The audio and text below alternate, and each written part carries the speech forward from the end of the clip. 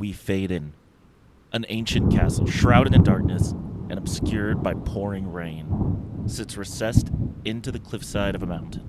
The sky above it is a menagerie of momentarily illuminated thunderclouds, thick, billowing masses that roll across the black night sky. The castle's towers reach like stone gray fingers from its massive battlements, rising skyward against the shadowed, shattered peaks of the mountains in the near distance.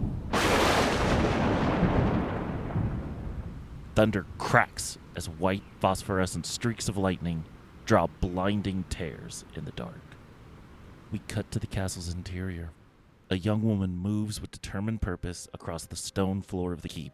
Despite her calm expression and even demeanor, her footfalls echo with the cadence of someone in a hurry.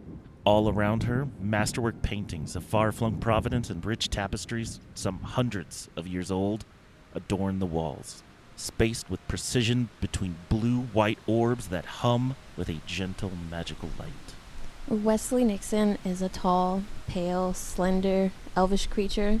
She has longish white hair with side-swept bangs that she normally keeps hidden under her hood. Her eyes go from being a pale blue to fully black, like sclera and all, when she's either provoked or when she just wants to intimidate someone. She also has fangs that are always making their appearance. Where she is from, she's very appealing. People love the way she looks and the energy she gives off, but when she leaves her area, most people do find her kind of terrifying. She is very elegant and graceful. Most can't help but to stare. She dresses in all black all of the time with the occasional gray blouse. Her style leans young, hip, regal, but she is experimenting with her style as of now. She has new lace gloves that she likes to show off all the time. The young woman moves upstairs and along another hallway. More stairs, more hallways. As she travels, her gait never strains, nor does it slow. As she passes the occasional servant, even their well-trained gazes turn with curiosity toward her.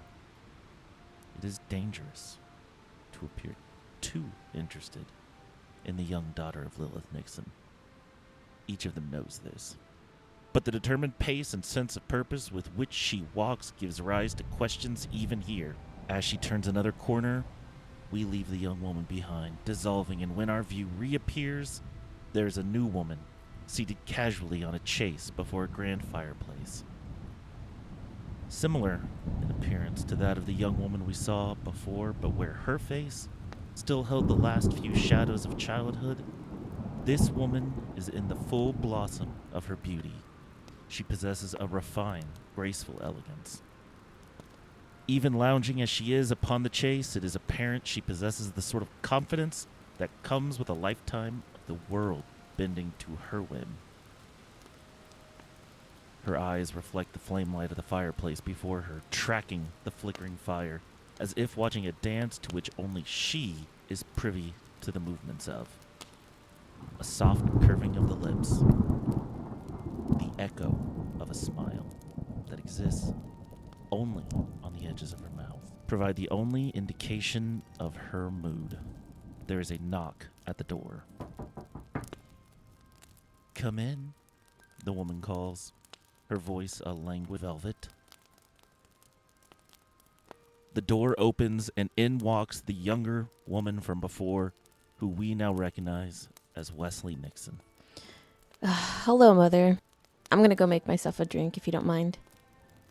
Of course not, darling. Please, by all means, help yourself. Lilith Nixon waves her hand lazily towards the bar against the western side of the room. What's going on, Mother? Why do you seem so worried? Well, the day has finally come. Loath as I am for it, Lilith says, inviting her daughter to take a seat next to her. Word has come down from the itinerant court. You're getting a diplomatic assignment.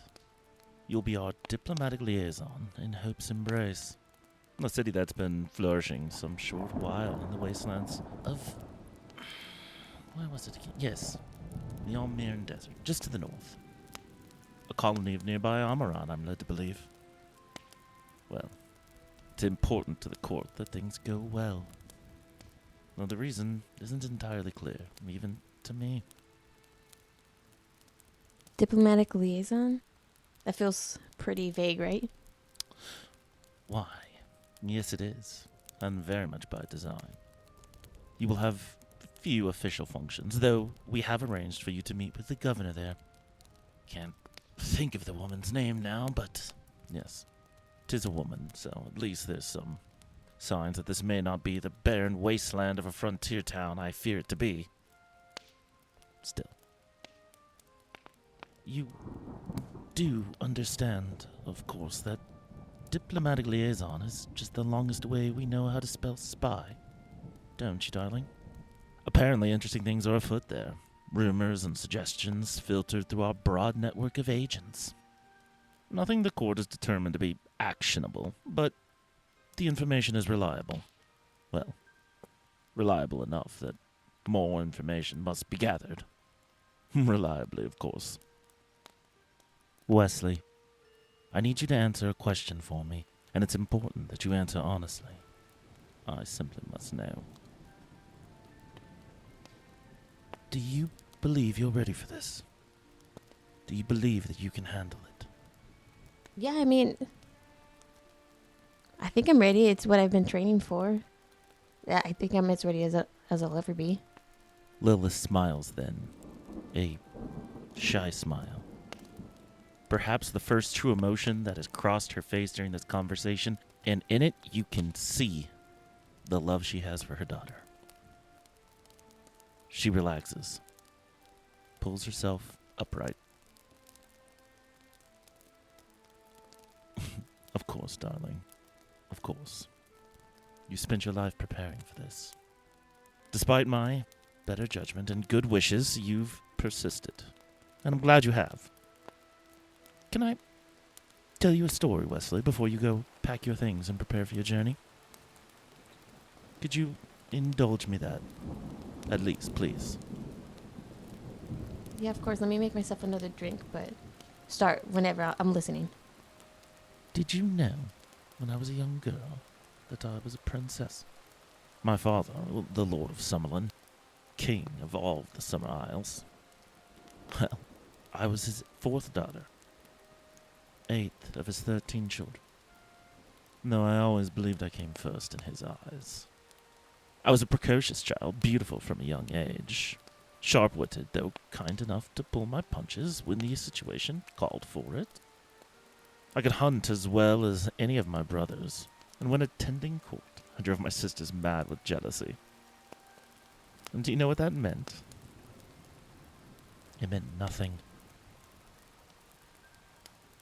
I was no one, powerless, chattel, beloved as I thought I was. It only made me beloved chattel. Well, when it was announced I was being sold off to some far-off place, in service to the kingdom, my father said, I fled home, without direction or purpose, only knowing that I couldn't live that life. Couldn't be some thing to be used as a tool or instrument of another. I needed my own purpose, my own power. I searched with desperation for that. The jewels and coins I managed to take with me, they didn't last long. As bright and capable as I was not ready for the world. But I learned. I adapted. And in my hunt, my purpose found me. The dark blessing, immortality, and power beyond imagination. For years, I had dreamed of my revenge, of proving to my father and my siblings that they had misjudged me, underappreciated me. Finally, with the means to get just that revenge, do you know what I did? I did nothing, because they were nothing. I saw their power for the thin, frail, mortal thing that it was. A sword made of gossamer, armor of down. I hope you don't have to learn the same lessons in the same painful manner that I did, Wesley. This is your home, And I know what you are worth, the greatness that waits within you.